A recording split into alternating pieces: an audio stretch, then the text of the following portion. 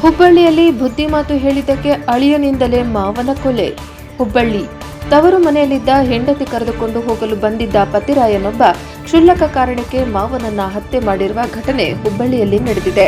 ಹುಬ್ಬಳ್ಳಿ ನಗರದ ಗೋಶಿಯಾಕ್ ಟೌನ್ ಪ್ರದೇಶದಲ್ಲಿ ಕಳೆದ ರಾತ್ರಿ ಈ ಪ್ರಕರಣ ನಡೆದಿದ್ದು, ಅಹಮದ್ ರಜಾಕ್ ಶಹಪೂರ್ 48 ವರ್ಷದ ವ್ಯಕ್ತಿ ಹತ್ಯೆಯಾದ ದುರ್ದೈವಿಯಾಗಿದ್ದಾನೆ. ಮೃತ ಅಹಮದ್ ರಜಾಕ್ ಹಳೆ ಹುಬ್ಬಳ್ಳಿ ನಿವಾಸಿಯಾಗಿದ್ದು, ಹೋಟೆಲ್ ಒಂದರಲ್ಲಿ ಅಡುಗೆ ಕೆಲಸ ಮಾಡುತ್ತಿದ್ದರು.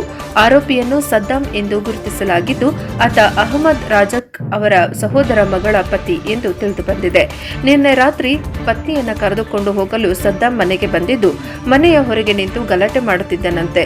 ಈ ಸಂದರ್ಭದಲ್ಲಿ ಅಹಮದ್ ರಜಾಕ್ ಬುದ್ಧಿ ಹೇಳಲು ಮುಂದಾದಾಗ ಕೋಪಗೊಂಡ ಸದ್ದಾಂ ದಿಢೀರನೆ ಕಲ್ಲಿನಿಂದ ಹೊಡೆದು ಕೊಲೆ ಮಾಡಿದ್ದಾನೆ ಎಂಬ ಆರೋಪ ಕೇಳಿಬಂದಿದೆ.